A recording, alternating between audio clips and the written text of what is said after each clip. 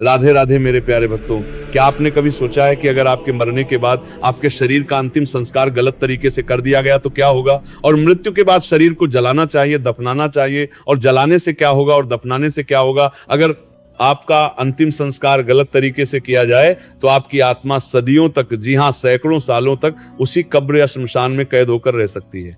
क्या होगा अगर मैं आपसे कहूं कि जिसे आप रस्मो रिवाज या धर्म मानते हैं, वो असल में आपकी आत्मा के लिए एक पिंजरा साबित हो सकता है? क्या शरीर को दफनाने से आत्मा उस अंधेरे गड्ढे में अपने ही सड़ते हुए मांस को देखने के लिए मजबूर हो जाती है, या फिर शरीर को जलाने पर आत्मा को वही जलन महसूस होती है जो एक जिंदा इंसान को आग में जलने पर होती है? आज हम चार त्रिपुरु मंत्र का संत पुरु, जो मंत्र का संतर का, आज हमने दरब का मंत्र का संतर का, किसी धर्म, किसी किताब या किसी परंपरा की वकालत नहीं करेंगे। आज हम बात करेंगे उस सच की जो आपकी मौत के ठीक 5 मिनट बाद आपके सामने खड़ा होगा। यह फैसला आपकी मुक्ति का है या फिर आपकी कैद का। मौत के बारे में हम सब डरते हैं, लेकिन मौत के बाद शरीर के साथ क्या होता है, इसे लेकर हम बहुत लापरवाह हैं। हम सोचते हैं कि एक बार सांस रुक गई तो फिर चाहे शरीर को जलाओ, दफनाओ या पानी में बहा दो, मरने वाले को क्या ही फर्क पड़ता है। लेकिन ऑनकल्ट साइंस, गरुड़ पुराण और तिब्बती बुक ऑफ द डेड की माने तो फर्क पड़ता है, बहुत गहरा फर्क पड़ता है। क्योंकि मौत शरीर की होती है, आपकी चेतना यानी कॉन्शियसनेस की नहीं। जब डॉक्टर आपको मृत घोषित करता है उस वक्त आप खत्म नहीं होते, आप बस शिफ्ट होते हैं एक आयाम से दूसरे आयाम में। लेकिन मुश्किल यह है कि आपकी आत्मा को ये शिफ्टिंग तुरंत समझ नहीं आती। इसे ऐसे समझिए, आप एक घर में पिछले 70 से 80 सालों से रह रहे हैं। आपको उस घर की दीवारें, उस घर की खुशबू, उस घर का हर एक कोना पसंद है। अचानक एक दिन आपको उस घर से धक्के मारकर बाहर निकाल दिया जाता है और दरवाजा बंद कर दिया जाता है। आप क्या करेंगे? क्या आप तुरंत वहां से चले जाएंगे?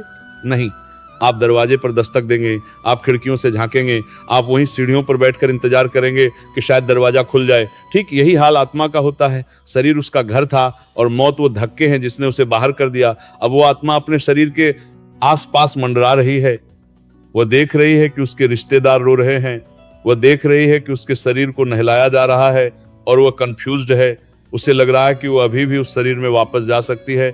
यहीं पर आता है वो सबसे बड़ा फैसला, शरीर को खत्म कैसे किया जाए। दुनिया में मुख्य रूप से 2 तरीके हैं, दफनाना और जलाना, और इन दोनों का आत्मा पर असर जमीन आसमान का होता है। सबसे पहले बात करते हैं दफनाने की। जब हम किसी शरीर को दफनाते हैं तो हम क्या कर रहे होते हैं? हम उसे सुरक्षित रख रहे होते हैं। एक 6 फीट गहरा गड्ढा, एक मजबूत ताबूत और ऊपर से मिट्टी का टीला। हम उस जगह को नाम देते हैं, वहां फूल चढ़ाते हैं। यह सुनने में बहुत भावनात्मक और सम्मानजनक लगता है, लेकिन ऊर्जा के विज्ञान के नजरिए से देखें तो यह एक बहुत बड़ा धोखा हो सकता है। जब शरीर को दफनाया जाता है तो वह तुरंत खत्म नहीं होता, वो धीरे धीरे, बहुत धीरे धीरे सड़ता है। यह प्रक्रिया महीनों और सालों तक चलती है। अब उस आत्मा के बारे में सोचिए जो अपने शरीर से बहुत ज्यादा मोह करती थी, जिसे अपनी सुंदरता, अपनी ताकत या अपनी पहचान से बहुत प्यार था। जब उसका शरीर दफना दिया जाता है तो वो आत्मा उस कब्र के पास मंडराती रहती है। ऑनकल्ट साइंस में इसे अर्थ बाउंड स्पिरिट कहा जाता है। आत्मा देख रही है कि उसका शरीर, जिसे उसने इतना संवारा था, अब कीड़ों का खाना बन रहा है, वो गल रहा है। यह दृश्य उस आत्मा के लिए बेहद दर्दनाक और भयानक होता है, लेकिन वो वहां से जा नहीं पाती। क्यों? क्योंकि शरीर अभी भी मौजूद है। यह मौजूदगी ही वह जंजीर है जो आत्मा को अगले लोक में जाने से रोकती है। इसे हम एंकर थ्योरी कहते हैं।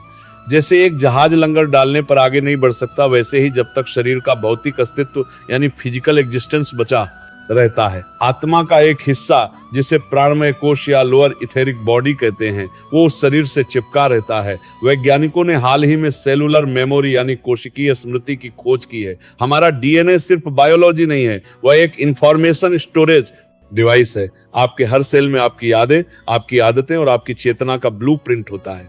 जब तक वो सेल्स पूरी तरह नष्ट नहीं होते, वो एक सिग्नल भेजते रहते हैं, एक वाइब्रेशन जो आत्मा को बार बार खींचती है। सोचिए उस स्थिति की भयावहता को। एक आत्मा जो आजाद होकर ब्रह्मांड की यात्रा पर निकल सकती थी, वह एक अंधेरे, तंग और बदबूदार कब्र के चक्कर लगा रही है।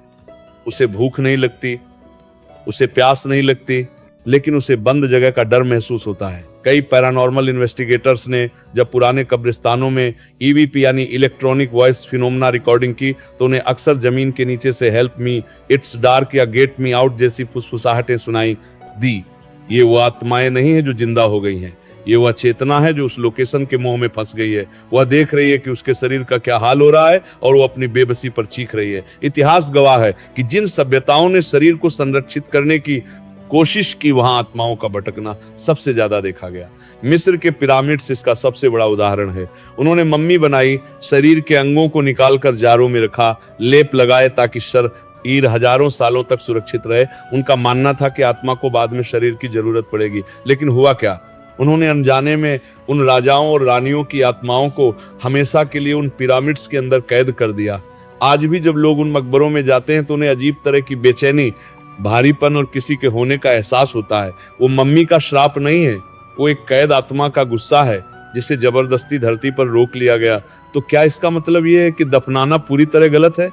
नहीं, हर सिक्के के दो पहलू होते हैं। सूफी और कुछ रहस्यवादी परंपराएं मानती हैं कि अगर इंसान जीते जी अपने शरीर के मोह को त्याग चुका है, अगर वह एक योगी या फकीर था, तो फिर उसे दफनाना एक खूबसूरत प्रक्रिया हो सकती है, क्योंकि उसकी आत्मा शरीर को लूने काम में लगा है। पातशाह काम परे कितारी काम कर, पातशाह काम कर परे, पातशाह काम कितारी काम कर परे, परे पातशाह काम छोड़ते ही उड़ चुकी है। वो पीछे मुड़कर नहीं देखती। उसके लिए वह शरीर बस एक पुराना कपड़ा था जिसे उसने उतार फेंका। ऐसे में उस शरीर को धरती माँ की गोद में देना, उसे धीरे धीरे प्रकृति में विलीन होने देना एक दान है। लेकिन हम में से कितने लोग फकीर हैं? हम में से कितने लोग हैं जो अपनी शक्ल, अपने बालों या अपनी फिटनेस से प्यार नहीं करते? हम सब अटैचमेंट के गुलाम हैं, और एक गुलाम के लिए शरीर का बचा रहना कैद की सजा बढ़ने जैसा है। अब हम सिक्के के दूसरे पहलू की ओर मुड़ते हैं, दाह संस्कार। अग्नि जब हम किसी शरीर को जलाते हैं तो असल में हम क्या कर रहे होते हैं? क्या हम क्रूर हैं? क्या हम निर्दयी हैं? नहीं।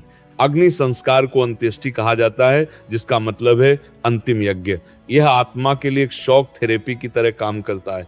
कल्पना कीजिए, चिता सजी है, शरीर उस पर लेटा है और आत्मा वहीं पास में खड़ी सब देख रही है। वो अभी भी कंफ्यूज्ड है, उसे परवीन आने में लग रहा हो रही, वो तितरा अभी भी लग रहा कि शायद मैं वापस उठ जाऊंगा, शायद ये सब एक बुरा सपना है। और तभी अग्नि प्रज्वलित होती है। जैसे ही लपटें शरीर को छूती हैं, आत्मा को एक जबरदस्त झटका लगता है।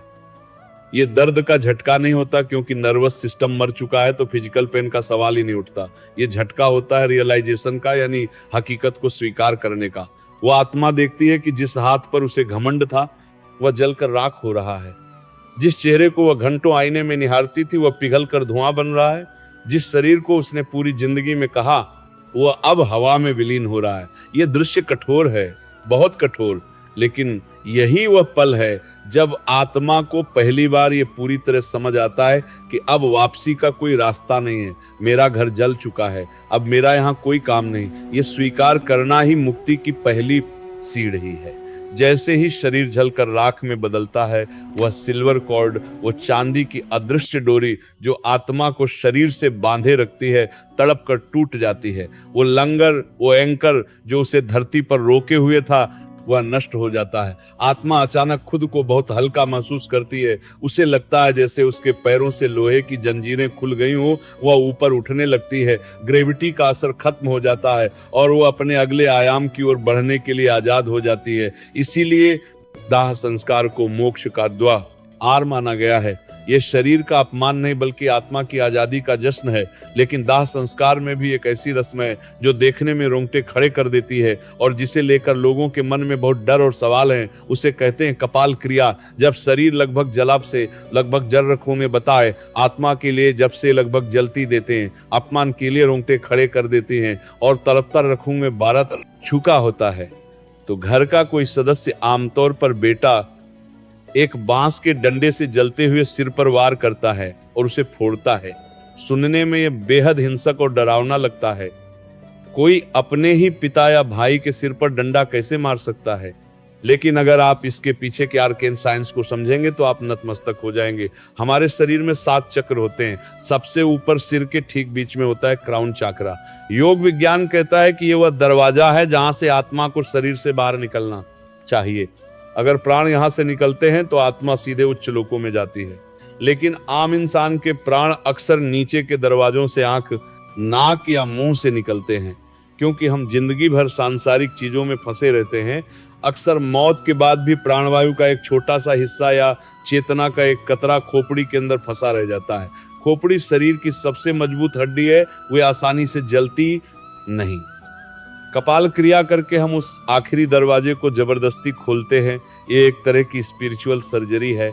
हम उस बची खुची चेतना को आजाद करते हैं और उसे ब्रह्मांड में धकेलते हैं कि जाओ, अब यहाँ तुम्हारे लिए कुछ नहीं बचा। ये रस्म बताती है कि भारतीय पूरे पत्रों को दर्शन में आत्मा की मुक्ति को शरीर के सम्मान से ज्यादा अहमियत दी गई है। शरीर तो वैसे भी मिट रहा है, लेकिन आत्मा को अटकना नहीं चाहिए। अब एक नजर डालते हैं तत्वों के विज्ञान पर। हमारा ब्रह्मांड और हमारा शरीर 5 तत्वों से बना है: पृथ्वी, जल, अग्नि, वायु और आकाश।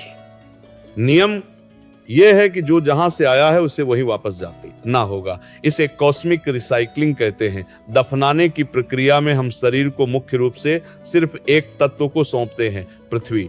बाकी तत्व शरीर के अंदर ही कैद होकर रह जाते हैं और उन्हें मुक्त होने में सालों लग जाते हैं। ये एक धीमी, बहुत धीमी रिसाइकलिंग है, लेकिन जलाने की प्रक्रिया में हम एक साथ 5 तत्वों को उनका हिस्सा लौटाते हैं। शरीर जलता है तो अग्नि तत्व मुक्त होता है, धुआं बनकर वायु और आकाश में मिलता है, राख बनकर पृथ्वी में मिलता है और शरीर का पानी वाष्प बनकर जल तत्व में मिल जाता है।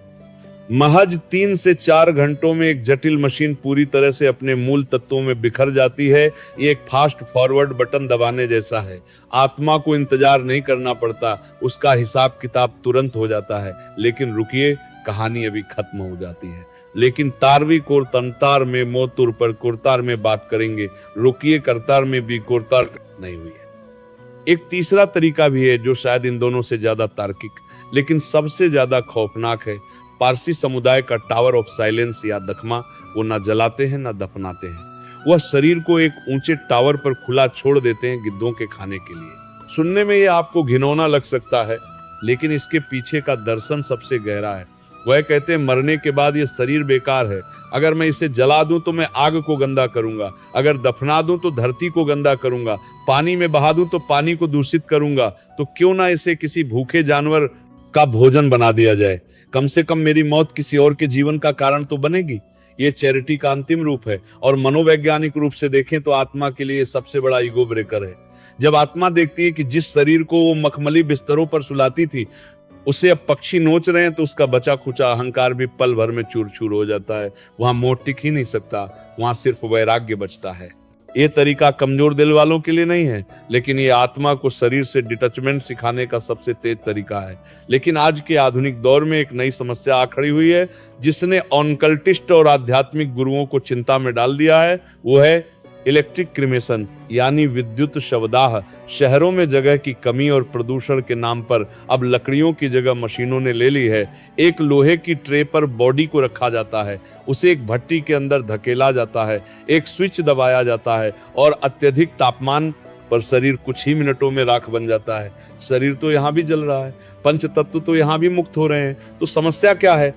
समस्या है रिचुअल और टाइम की कमी। लकड़ी की चिता पर शरीर को जलने में 3 से 4 घंटे लगते हैं। मंत्रवार होता है, परिवार के लोग परिक्रमा करते हैं। यह पूरा माहौल एक ऊर्जा क्षेत्र बनाता है जो आत्मा को शांत करता है और उसे तैयार करता है।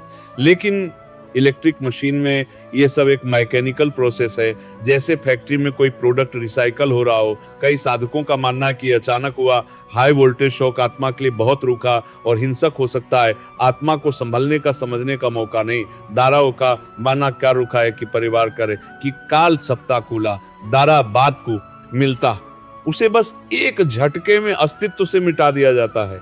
ये ऐसा है जैसे किसी मेहमान को बिना गुड बाय बोले, बिना दरवाजा खोले सीधे घर से गायब कर देना। हालांकि अगर मजबूरी हो तो यह दफनाने से बेहतर है, क्योंकि शरीर तो नष्ट हो रहा है। लेकिन अगर विकल्प हो तो प्राकृतिक अग्नि हमेशा मशीन की आग से बेहतर मानी गई है, क्योंकि अग्नि में अपनी एक चेतना होती है, मशीन में नहीं। अब यहाँ एक बहुत महत्वपूर्ण सवाल आता है, क्या मरने का तरीका यह तय करता है कि शरीर के साथ क्या होना चाहिए? जी हाँ, और यह हिस्सा आपको बहुत ध्यान से सुनना चाहिए। अगर किसी की मौत प्रपूर्ण आकृतिक है, बुढ़ापा या लंबी बीमारी, तो आत्मा को पता होता है कि अंत समय आ गया है। वह तैयार होती है। ऐसे में जलाना सबसे उत्तम है, क्योंकि वह बस उस आखिरी धागे के टूटने का इंतजार कर रही होती है। लेकिन अगर मौत अचानक हुई है, एक्सीडेंट, मर्डर या सुसाइड से अकाल मृत्यु कहते हैं, ऐसे में आत्मा को पता ही नहीं चलता कि वो मर चुकी है। वह गहरे सदमे में होती है। उसका मोह शरीर से बहुत ज्यादा होता है, क्योंकि उसकी जीने की इच्छा अभी बाकी थी। ऐसे मामलों में ऑनकल्ट साइंस कहता है कि अंतिम संस्कार बहुत सावधानी से और पूरे विधि विधान से होना चाहिए।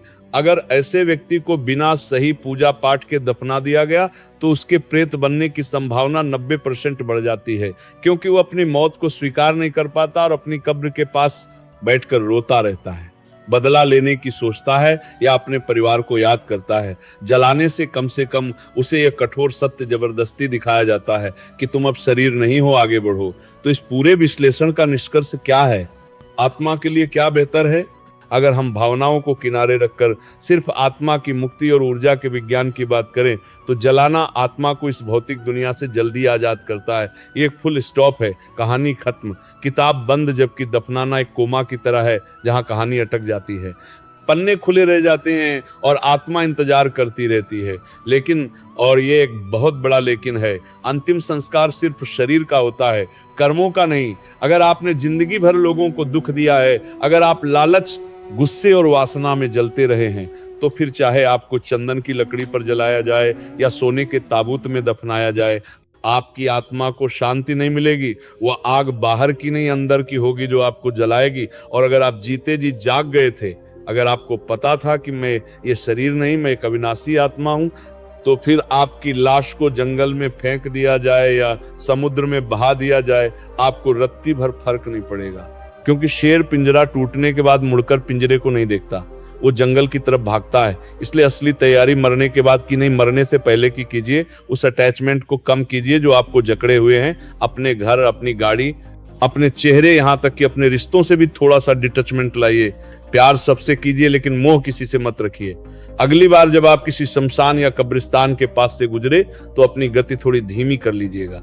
वहां जो भारीपन है, जो सन्नाटा है, वह सिर्फ हवा नहीं है, वह उन लाखों आत्माओं की अनकही कहानियां हैं जो शायद आज भी इंतजार कर रही हैं, किसी के आने का, किसी के समझने का, या शायद अपनी मुक्ति का। और जाते जाते एक सवाल आपके लिए छोड़े जा रहा हूं, जिसका जवाब कमेंट्स में जरूर दीजिएगा। अगर आपको आज चुनना पड़े कि आपके शरीर के साथ क्या किया जाए, तो आप क्या चुनेंगे? वो अंधेर भरी शांति जो कब्र में मिलती है, या वो तेज मुक्ति जो आग में मिलती है? फैसला आपका है, क्योंकि अंत में भुगतना या आजाद होना सिर्फ आपको है। हर हर महादेव, ओम नमः शिवाय।